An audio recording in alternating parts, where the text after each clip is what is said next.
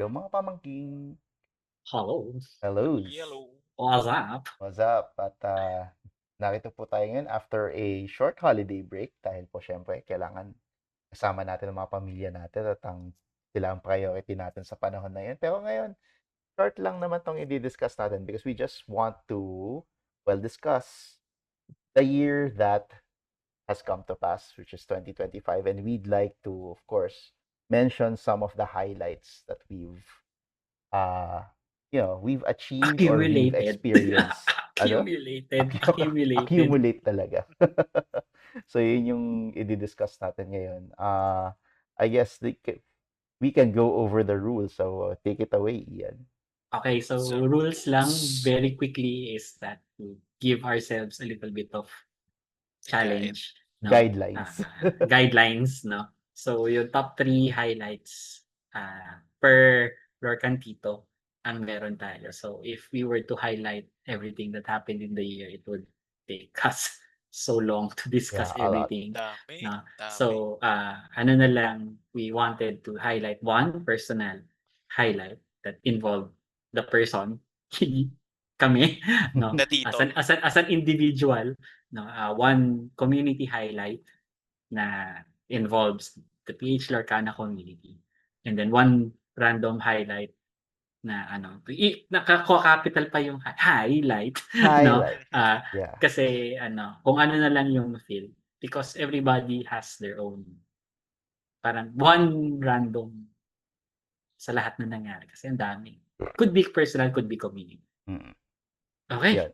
So without further ado, ang Let's get una started. namin ay kudugudugudugudugudug, tududun, si BJ Ako ang muna. una. Okay. Well, my first personal highlight would be the opportunity to play against the Morales brothers, Juancho and Justin Morales, who are excellent Lorcana players. Justin Morales being a bona fide professional player under world-class cards. And getting to play against players of that caliber just allows you to break so many ceilings, so many personal ceilings of yours pagdating sa gameplay mo, no? When I encountered these guys, yung first yung kay Juancho, yeah, of course, 2-0, di ba? 2-0 ako. Pero madami akong natutunan na na pwede kong palitan sa tactical mindset. And we discussed that in a previous episode sa gameplay review natin kay Ian when during was the set champs for Fabled. That was an excellent opportunity to learn from him. And then recently sa Bazonki Cup, I had the opportunity to play against his brother, si Justin Morales. And of course, big deal for me because he is Mr. Blue Steel and I am also a Blue Steel player. So madami din ako natutunan sa kanya in terms of the lines that I have to take. Kasi the lines he's taking are better than mine. Hindi siya rigid eh. He's not a very rigid player. At least the way he constructed his deck, and I was inspired by that, and it broke another ceiling for me when I was able to play against him, and I'm very thankful. And I guess it's also a reminder then to the community kasi nung Bazonki din sinabi ni Juancho na parang, why are you guys scared of me? Who's telling everyone to be scared of me? Kasi yung initial impression talaga, if you get a top player, you would be scared. It is scary to face them, but I don't think you should be because it's an opportunity to learn, and it's an opportunity for you to see how they think, see how they play, and see if you can keep up with that kind of pace. So yun. And I guess my next highlight is kind of related, which is the 3-week tournament streak at Mox and Lotus, which is now Infinity Hobbies. Nagkaroon ako ng yun, I guess, a 3-week tournament streak na for 2 weeks I was top in the weeklies, and I also won the Infinity Weekend. I mean, it's only against 4 players, but still, I'd consider that an achievement. It gave me a lot of So win confidence. is a win. Yeah, win is a win. And kasi dito ko na-apply yung mga natutunan ko. Well, hindi ko pa na-encounter si Justin by this time. Pero ito yung dito ko na-apply yung matutunan ko playing against Juancho in that one game. Because after that, I don't know what happened to me. I got so obsessed. I played, I think, close to 700 games right now. And from then on, And then, yun, parang lahat ng mga Addict na. natutunan ko 700 doon, games. in-apply ko. And then, of course, when time came to do it in real life, it paid off. And this, diba, yung first win ko pa is the first time I ever beat Ian then in a tournament setting. Kasi, si Ian dati yung pader ko. Every time I go against him, I will always lose. And he's using, pa nun, purple steel pa. Purple Steel. So, yun, it's either I got lucky or I just played well or a combination of both. So, I'm really proud of that. And yun, medyo nagkaroon ako ng confidence doon and we can dovetail that to the next one. Kasi medyo related din. The next highlight, which is starting Lorcantito. Because starting Lorcantito helped me engage with the community better. And by engaging with the community better, apart from, me engaging with them, they engage with me. Kaya, di ba, yung buong community nabigyan, ayun nga, because without the community, I wouldn't be able to play against top players, not just Justin and Juancho, even against Mark, even against, sino pa ba si, although I haven't had the pleasure of playing against Philip, but I've played with him before. I haven't played, but I did play with him before, so may matututunan din ako doon. May natutunan din ako doon. And yun, and when people started to, yun nga, see that I'm already getting some results, humihingi na rin sila sa akin ng advice, I feel a bit more established as a player. Na hindi naman top, but at least, diba, may mga humihingi na sa akin ng advice on how to play, like yung recent nga with Joey when I visited them in Pampanga sa Rose Passage. Nagkaroon kami ng mini coaching session, which nagulat ako, nagpa-coach siya sa akin, which I think he's a bit more familiar with the game than I am, but maybe it's because I'm getting Sus! better results. Medyo, Ang dami mong reps sa that one thing that we will not talk about. Ako nga, 0 for this set. Never pa ako naglalaro online. so As yun. in, Ang dami kong reps online. And that's just for this season. The previous season, I the probably previous had season. the previous season I probably had also close to 700. Mas madami ngayon. Because yun nga, Same tayo last season. after that that loss to Juancho, talagang I practiced a lot because I saw how he played and I wanted to adjust my game plan to that. So yan. And those are my top 3 highlights for 2025. It's been a really good year. And I only hope for it to get better come 2026. So I guess let's Actually, start gusto ko with lang this one. mag-add. Okay. Gusto ko lang mag-add, no? Yung para sa mga hindi nakakilala kay PJ, siya, ito na yung pinaka-competitive na nakita ko siya. in any like gaming capacity. Yeah, chill Kasi ako mostly chill siya mostly. Parang, okay, let's just play board games man, Magic man, laro lang, chill. Pero ngayon parang, talaga nagpa-practice. Tas talagang ngayon nakakalaban ng ng mga malalakas na players talaga. And yun nga, parang for those of you who are maybe starting and parang, kailan pa ako gagaling? No, again, si BJ, he's a chill guy. Pero ngayon, 'di ba, parang medyo na-establish siya na yung sarili niya, he's posting good results na palaging in the mid or at least Yeah. top. Oo. At least I would make it a top 4. Yeah. Top 4 in a big event or top 2 in a small event. So, siya, parang nakaka-proud ako, nakaka-proud. Hindi kasi yun nga, parang again, when we started this, hindi ko in-expect na aabot tayo ng ganito kalala.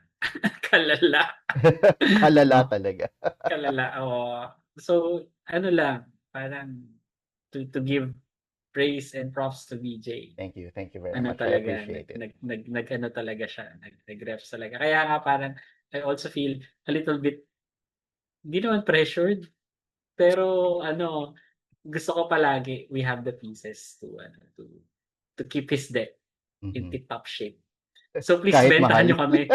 So please Bentahan mo, bentahan niyo kami. bentahan nyo Hindi ko kami. niyo kasi binebentahan, eh. Bentahan niyo po kami.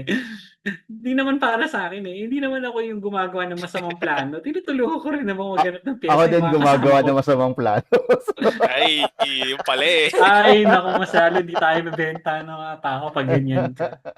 Una Anyway, anyway, let's move on so to the next let's one. move on. So ang next Okay, person okay. natin ay si Si Hans. Hans, ang It's a ating me. Maknay. Ang ating Maknay. Ating Si Makni, ang ating Makni. si Max So take Goof. it away, my friends. Sige. So yung first highlight ko, paano na lang din yung first if community highlight, yung local distribution. So para sa atin ngayon now, it might be a while back. Kaso this year siya nangyari. Oh, yeah. So It like seems like Same Fable, here. forever ago, but it's actually just this year. highlight siya kasi like before that, the olden times na kung saan-saan Olden pa tayo times. naghahanap ng cards, like kung sino-sino pa yung kinakausap, kung saan-saan pa tayo napapadpad just to get the pieces that we want. Tapos ngayon na nag-boom na talaga, that we have support from LGSs, tapos like yung tournaments dati, tayo pa yun doon madayo, tapos ngayon nag-aagawan na nga sila ng weekend for tournament. So okay talaga na meron ng local at ah, kung ito yung status nung Lorcana ngayon, ano pa kaya for the next coming years na mag-grow talaga yung community, yung competitive scene, as well as yung card base, yung pool talaga ng available pieces for everyone. Yun kasi yung minsan barrier to entry, but it didn't stop us dati yung getting pieces. Kaso ngayon nga, since more available na, hoping na it really helps the community. Tapos ayun, get new people in to the hobby. Kasi yung dati, yung nagpo-push lang din talaga sa atin is yung hope na magkaroon ng local distribution nga yung suppliers. Tapos ngayon na nandito na, we have the resources na to be able to grow and grow and grow as a community. Tapos ayun nga yung competitive scene na may pieces na for those who want to improve their their decks. Tapos yung ah, kung paano nga sila makipaglaban sa tournament. So it really is a highlight for me. Lalo na ako, mahilig ako mag-shopping Yeah. sa cards. So Oo nga, eh, uh, mahilig ka mag-shopping, eh.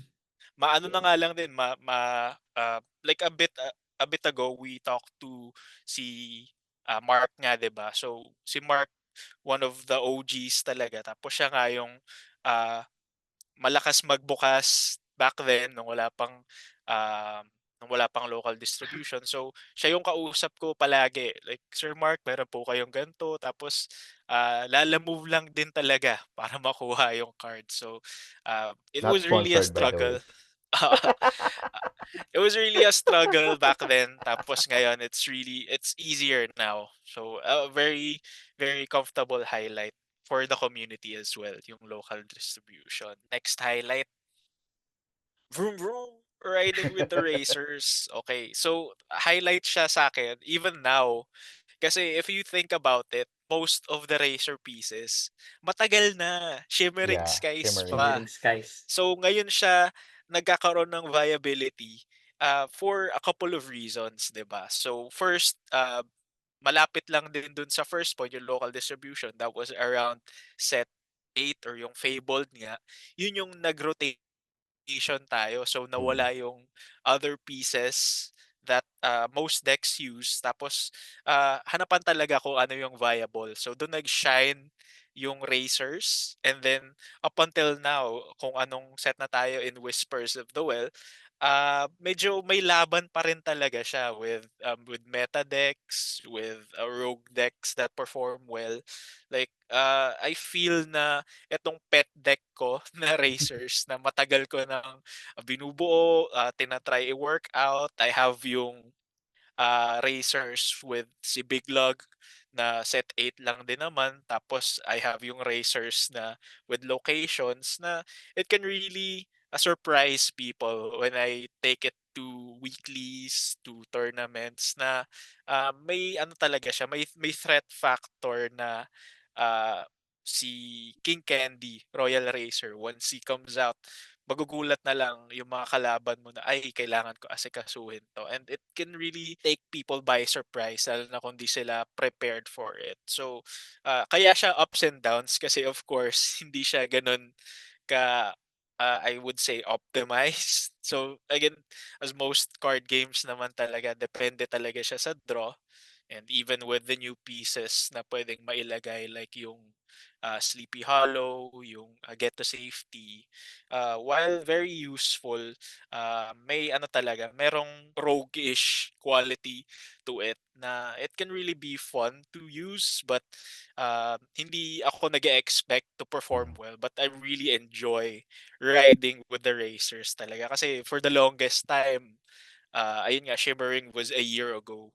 Tapos ngayong um, meron ng space for it, nagpe-perform siya well, at least for me, na nag enjoy ako using it with against top and meta decks. So hopefully the same happens to some of the more obscure decks out there in the future na baka ngayon hindi siya viable but in the next few sets baka siya na yung fun deck to use. So, hold nyo lang yung mga pet decks nyo, yung mga secret list.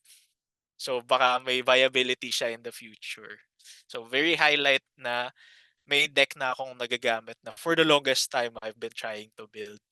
So, yun yung another highlight for me. And I would think ito yung random ko kasi yung next ko is very Gusto ko personal. lang rin mag-add, no? So, sorry, nakikiride ako kasi I'm also trying to fill the time.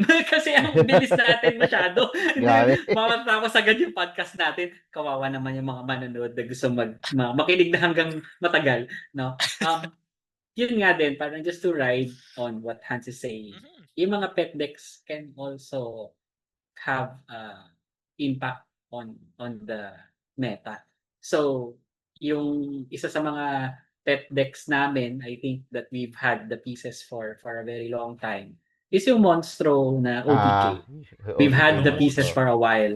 And every set, parang ito na ba yung set na lalabas siya? Ito na ba yung set na lalabas siya? And yun nga, since na print yung Grand Illuminary, Mm. na Great ano, Illuminary. yeah.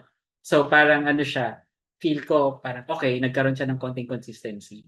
Kasi dati you just had to use the Donald, pero now you had another card that has the same effect. No. So dinala siya ni Zan, they play tested it for a long time and ngayon, isa na rin siya sa mga deck na kailangan pag-ingatan. So, this is not to discourage people from using your decks. Kasi hindi naman kailangan palagi na top meta decks. Have fun. Meron pa rin na posibleng strategy that nobody could have thought about that suddenly can be viable. No? Uh-huh. So, yung mga, and this is just maybe advice, maybe also uh, connected to your local distribution. Kasi it's still very difficult to find pieces for set 5, 6, 7, and 8. Kasi hindi ganun kadami na bukas. And ang daming tao naghahanap, Daisy, Clarabelle, no? Minsan makakita ka na may magbebenta. Unahan yan. No? But it doesn't necessarily always have to be those cards. You could try other cards. Hindi, Kasi oras. ako din Yung may oras add ay din ako naalala ko. dito eh. May add din Oo. ako dun sa dito sa Racers. Kasi I don't think that Hans has tested his version of the Racers in a best of one setting. I think it would do better in that setting. Kasi yung isa sa mga problems sa Racers is once they've learned how to deal with it, nanalo ka ng first round and they know Yeah. how to deal with it, they Aabangan can na. easily figure it out na okay, ito pala yung kailangan kong gawin, this is what I will need to prevent, then your chances of winning diminishes. But if you use this in a best of one setting, that's where you will really catch them by surprise. Kasi the variance will help you a bit. Tsaka maganda Hopefully, kay Han, first win. Oo. sige, marami ka kasing version. Yun yung Yes, yes, maganda. yes. Marami siyang version. So, alam mong racers, pero hindi mo alam kung anong version yung What lalabas. flavor? O what flavor. So, you also have that benefit of. No. So, again, this is just to remind everyone na you can still play the decks that you like and still post good results. Yun. Highlight Next. talaga siya. Next. Next. So, ayun, of course, being a Lorcan Tito. So, ito yung personal ko. Maybe a bit of personal and ano na lang din is ako naman kasi I hit the job market twice this year. So medyo personally may struggle talaga. So I had to of course buckle down and focus finding work, and then yung hobbies talaga sometimes took a backseat. So kaya hindi ako masyado nakapag-events this year due to that. Tapos ayun nga, importante din naman na when those things happen, yung medyo ma-upturn yung life mo, of course, losing jobs, such happens, importanteng may hobbies. So that's where yung Lorcana came in na kahit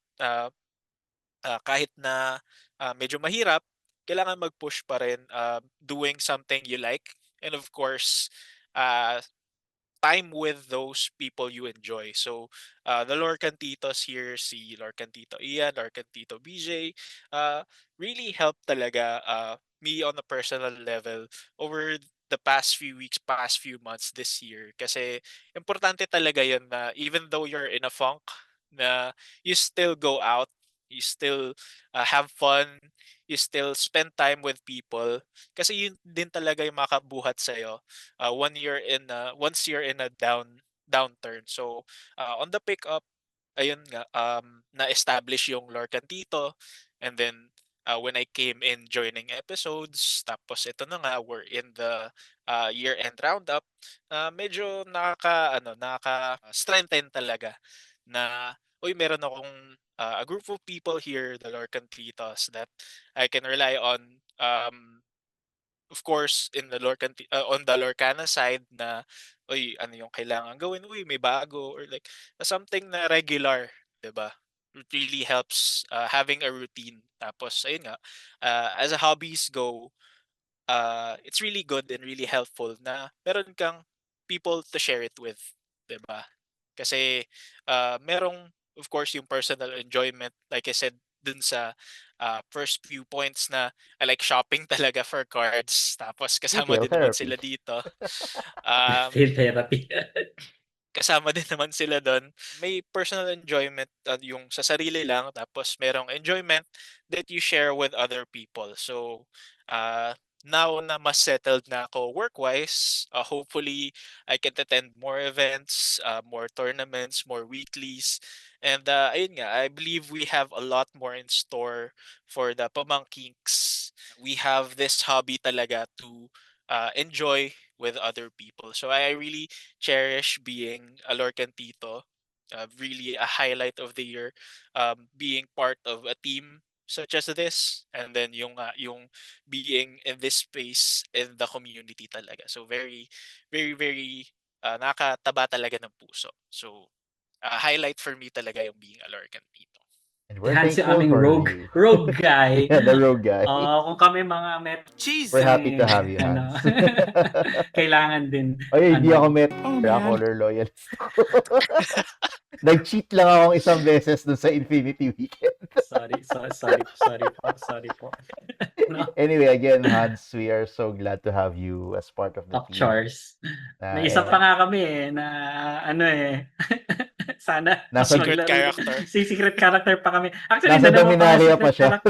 dalawang secret character pa nga yun eh. Yung isa, kinausap ko nung Pasko lang. Uh, Pero nakawala pa rin. Pero let's okay lang see. yun. Let's see let's see next year. Masikip pa naman tayo ngayon eh. So okay lang. Wala pa tayong space. Wala pang space. Kailangan Hanggang magpapayat hanggang pa lima magkaroon kami. ng space. Ayun, okay. O, ikaw na Okay, ata, so Ian. next, Ang syempre, next ang mo. next is The me. last. No, last. Ito, tatagalan ko para umabot tayo dun sa kota natin oras. Joke. No? No, but anyway, yung personal ko, I had two to choose from. Pero one was more recent. And Yeah. ewan ko kung bakit ito yung mas nangingibabaw sa akin. But I did some things in abroad. No? So Naaresto po siya. Joke. so only a small group of people knew this when it happened, Mhm. no? Pero ngayon, i-share ko na dito sa channel, no? But syempre I took a vacation, went to Thailand, no, to for some R&R. Tapos yun nga, parang kausap ko si Chester, parang dadala ba ako ng deck? Tapos, Ay. dadala ba ako ng deck? Tapos parang sabi niya, hindi, wag. But I also ended up doing it anyway. Kasi it just so happened na tinignan ko yung Rabplay, a resource that you should use, no? Yes, Rapplay. Tinignan ko sa Rabplay and nagkataon that in one of our stops in in Thailand, Thailand. nagkataon na yung day na bakante ako, may Asia circuit dito sa Ooh. Fizzy sa Chiang Mai, no? And nag-register ako. I brought a dog's deck. And it's not even like a perfect dog's deck. Kaya nga sinasabi ko, you don't really need the daisies. Walang daisy. Kasi walang daisy yung dala ko. It's Oo. like yung dog's deck na Hindi medyo siya dog stock. eh. Oh, but pero dog's decks have daisies kasi. So it's a kind of a stock dog's deck. Wala akong daisies. I replace it with 4 cursed merfolks. Kasi yung daisy ginamit ni BJ sa Infinity Weekend eh. So nagdala ako ng Curse Merfolk. Tapos nagdalagay din ako ng konting tech. I used Phoenix for some of the slots. Tapos yun, nag 4-0 drop ako. So bakit siya drop? Kasi syempre kapag Asia Circuit, ang understanding ko is best of 1 lang.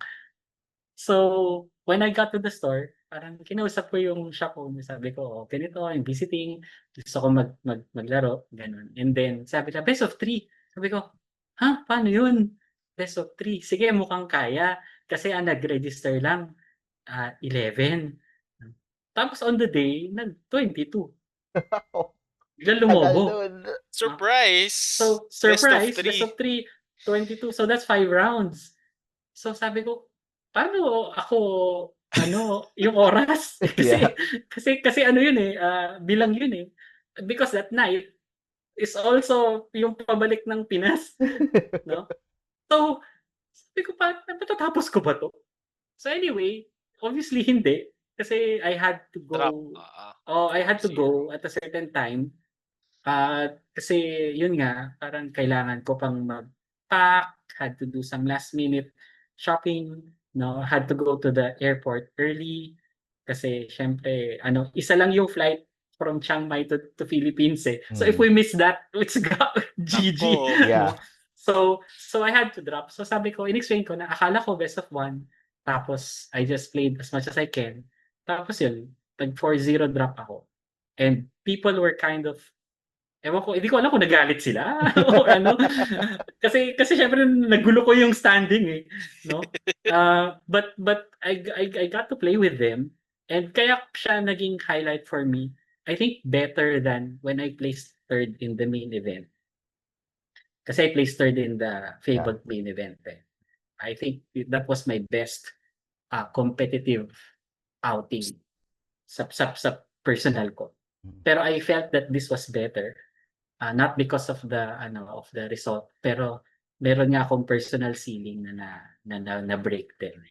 So now that I've had international experience, Wow. I think yun yung personal achievement ko na parang even the day before I was prepping my deck, tama ba? Sige. Kasi I had a few extra cards that I wanted to swap in, swap out. Naginip pa ako ng Lorcana. May premonition. Vision of the future. May vision of the future pa ako. Tapos yun, syempre nung naglaro ako, may konting nerves. Tapos I went there and again, sinabi ko sa sarili ko, I just want to win 1 game. Tapos yun, 4 straight, I had to drop. And then, yun, bye-bye. And I think the community din, sabi ko, nag-Google Translate pa ako, sabi ko, thanks guys for having me. Na-enjoy ko yung games. I wish I could have stayed longer. Then nag-reply sila na parang, kung nag-stay ka siguro, ikaw siguro yung nakakuha ng buy. So, they also had the buys there in Thailand. So, syempre, hindi ko naman kukunin kung ako man. So you didn't just do a 4-0 drop. You did a 4-0 mic drop. Mic drop. Oh. baka sabihin ninyo nagyayabang ako, pero parang sa akin malaki siyang achievement kasi like Of BJ, course. this is the the most competitive I have been Mhm. in any like sport or competition or anything. No. So, ngayon din na nakakalaban na ako ng mga taga-ibang bansa, they had good players. They had good players. Sorry na lang nung blue-green na nakalaban ko, naka-dogs ako. It's like over in 5 minutes. No? so, so kawawa bad match up. No? Ngayon na nakalaban ko sila, I can say that we're at par with them. I think they play very similar to Philip, to Mark, at least the ones that I fought in the higher rounds. Again, I wish I could have played more to fight kung sino man sa personal ceiling broken. So Congratulations. if ever man na magdi-DLC, Hong Kong, Taiwan, or Manila man, May I think experience. I'd have less nerves and makakatulong din siya moving forward. Kasi parang yung natatakot ka, kaya ko ba talunin tong tao nito? Parang The answer is always yes. mukhang yes. Yes. Believe in yourself and believe in the heart of the cards. Of course, Yeah. of course. May isang game na ako, first turn Merfolk, second turn double Merfolk, tapos yung kalaban ko, parang, oh my Oh. God! Oh my God! Parang ano na lang siya.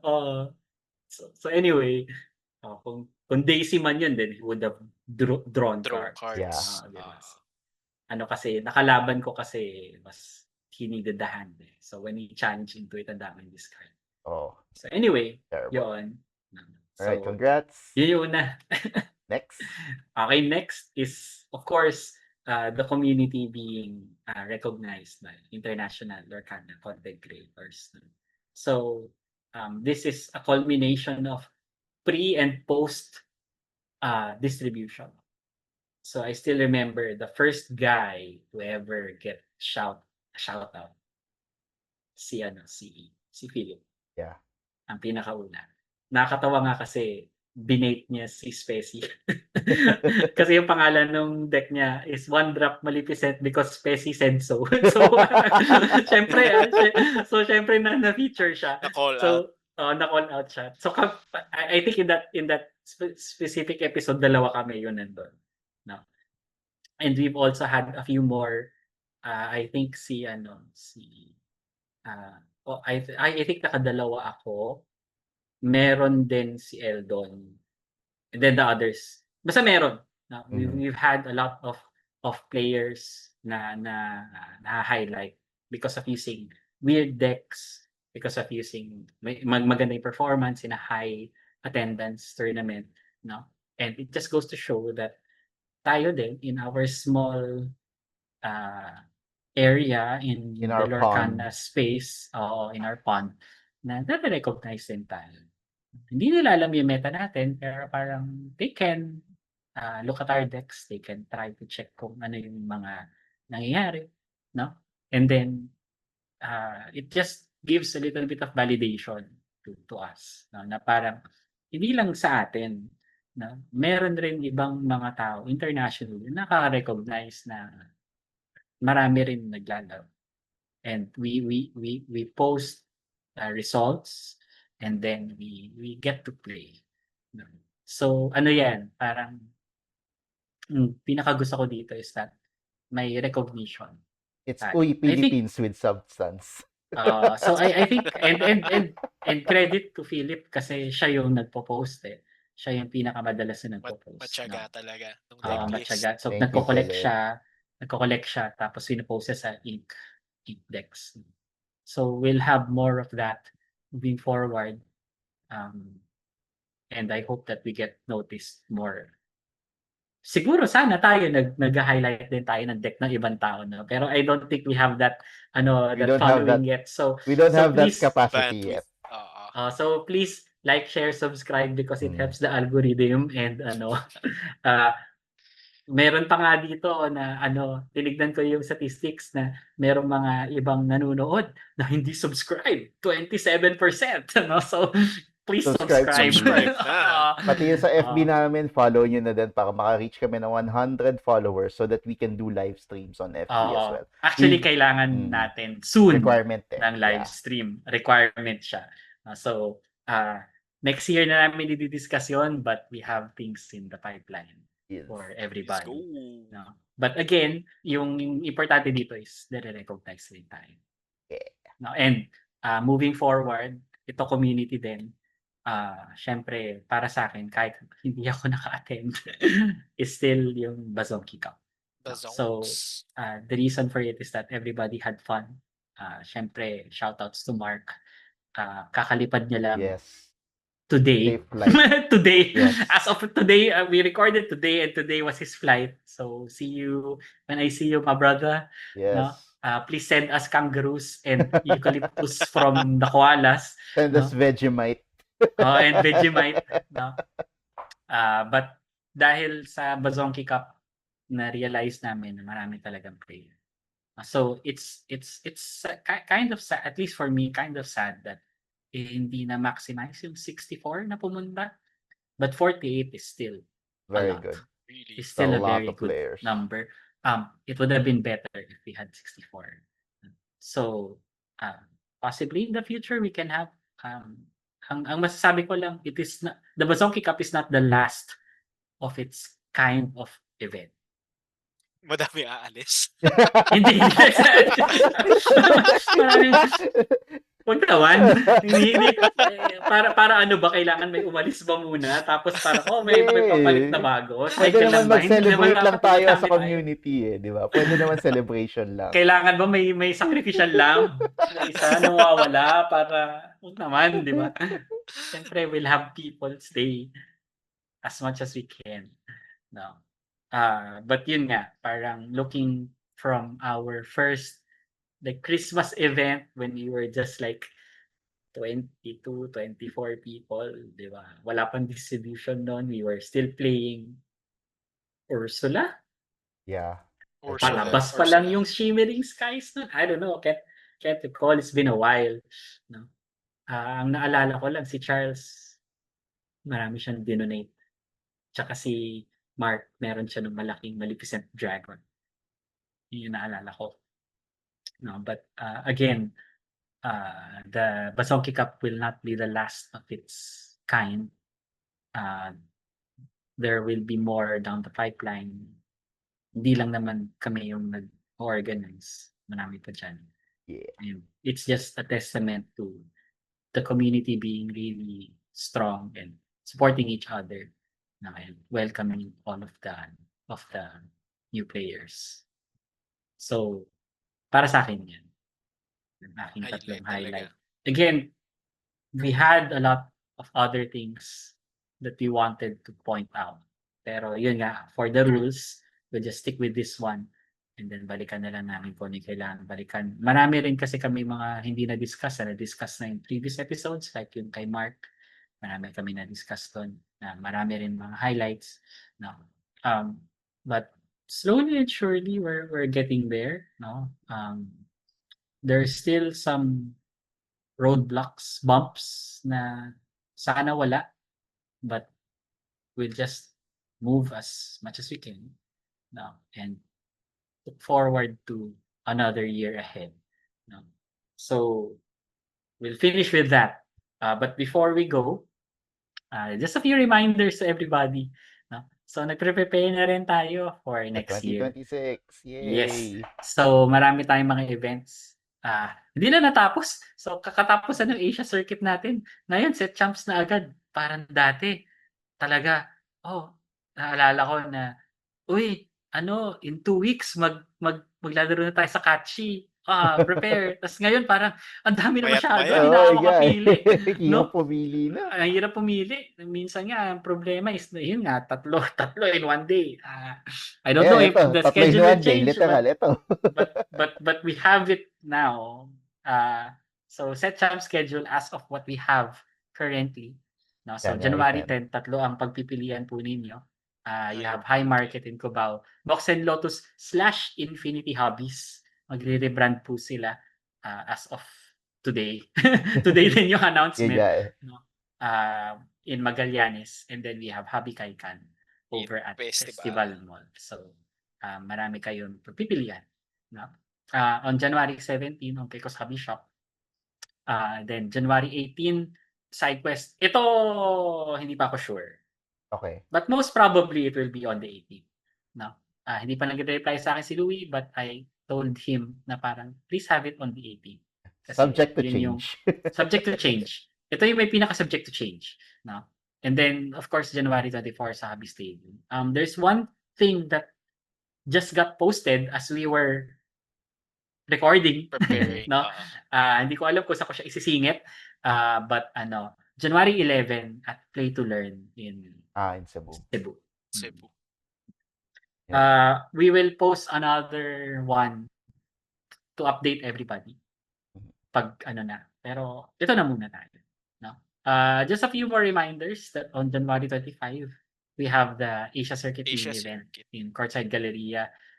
I think the venue could still change, in all honesty. But this is just me speculating. Pero kung mangyari siya, it could be in One Ayala. When it happens, it happens. When it happens, it happens. Kung sa One Ayala, that's more favorable for me. Oh, that's also more favorable to me. That's more favorable to the Lorcantitos. No? I think for everyone din One Ayala, medyo hub din talaga Yeah. siya. So, Yes, like, yes. South Easier to people get can to. come. Kasi connected siya to Diretso, MRT. Well, yung Galleria rin naman. It's just a little bit of a walk. Yeah. May walk You go down in a bit walk. of a walk. May walk kasi. No, but we have that. So, meron tayong mga tao na may mga bike, no? Na will do the round 2 thing in the jig, no? Sabi nga para sabi ni Chester, nakakaagaw ka pa ng buy sa sa Thailand. Hindi naman. Pero just to share. Ewan ko kung mas galante sila. But Dalawa. yung dun sa Fizzy Games, they had 2. Dalawa. Yung first and second pamigay nila. Yung first and second had the buy. Both had buys. So, I don't know kung bakit hindi ganun kagalante sa atin. Maybe kasi I think they have a larger community. I recall one guy saying na hindi uncommon that they reach 50 plus in Bangkok. That's huge. For their big events. Nice. So, yun. Wala pa tayo dun sa level na yun. So, hopefully we get syempre parang syempre mas marami silang pera compared to us. No? Yeah. Kaya nga parang inisip ko, parang bakit walang DLC Bangkok? May mas malaking community nila doon. Yeah, well, I'm not complaining. Syempre, dito na tayo sa DLC Manila, no? But I'm just saying na, parang I'm kind of shocked with the number of players that they have there. But maybe because of the Asia Circuit, nagagawa nila na mas marami sila. But this is just my observation. Maybe in Hong Kong, it's different. All I can say is compared to Thailand, I think they're more generous. Okay. Pero yung para lang clear, kasi we played in Chiang Mai. So parang siya yung Cebu ng Thailand. No? So, yung first place, second round buy, and airfare to go to Bangkok. And then the second one is just buy. Bahala ka na pumunta ng Bangkok. Okay. Ganun yung sa kanya. Airfare pa. Yung first place with airfare pa to go to the Asia Circuit. And then the Asia Circuit, kapag nanalo ka, may airfare papunta to ang DLC. Yes. Yeah. But again, moving forward, yung na-mention ni BJ sa Rogues Passage, meron tayong January 24-31 na in Mexico, Pampanga, care of Joey. Yeah, shout out sana Joey, mapalaki na rin natin yung community natin doon na The Anglerfish. I think si Just Tony also is near this place. So sana magkaroon sila ng community doon. You may or may not see a Lorcantito there. May or may not. Hindi pa sigurado, but we really appreciate Joey's efforts to bring Lorcana to that area, to the Pampanga area. Thank you very much. To Mexico. And sila talaga, I appreciate Team Anglerfish na dumadayo pa talaga sila dito sa Manila to join the events. So, really, really thankful for them. And again, let's support them for their learn to play na activity doon sa Mexico, Pampanga. If we have time, punta tayo. But for now, But for now, ano muna? Halalalala. Hindi pa tayo sure. Hindi pa tayo sure. Hindi pa tayo sure. No. Kaya nga, Pero hindi naman natin sinasabi na di natin gagawin. yeah. Tsaka nakapunta na ako sa Rogue Splash Oh, this tsaka month. nagkakagaling ka na doon. Okay na yun. No. Pero, Oh, hindi siya okay na yun. Kasi that's the first of possibly many. yeah. I want to come back. Okay. I want to come back. Okay, dokie. So, just as a reminder again, this Christmas schedule has been busy for us. No? But next year na namin to itatakal yung community questions. We've had more people submit. No? So, i-ano na lang namin, i-compile na lang namin. We also have to compile the bounties. The bounties. Ah, Madaming nakatalo tayo sa ito marami nakatalo sa amin, no? So, kailangan namin siyang i-double check. Kung nakalimutan man namin, paki-remind sa amin na tinalo ninyo kami. No? For your raffle entry. All right. But that's it, I think. No? So, it's been a fun year of Lorcana. Some of you fun half year of Lorcana, some of you fun months of Lorcana. But let's make sure that next year it will be a full year, buong 2026 Lorcana. Let's go. Lorcana buddies tayo lahat. Let's go. Okidoki. So, meron ka pa bang dadagdag, BJ, Hans? Wala. Let's just look forward to a naman. really good 2026 and happy holidays to everyone. Of course, happy new year to everyone. Stay safe in your celebrations. We'll see you next year. Bye-bye. Bye-bye. Bye!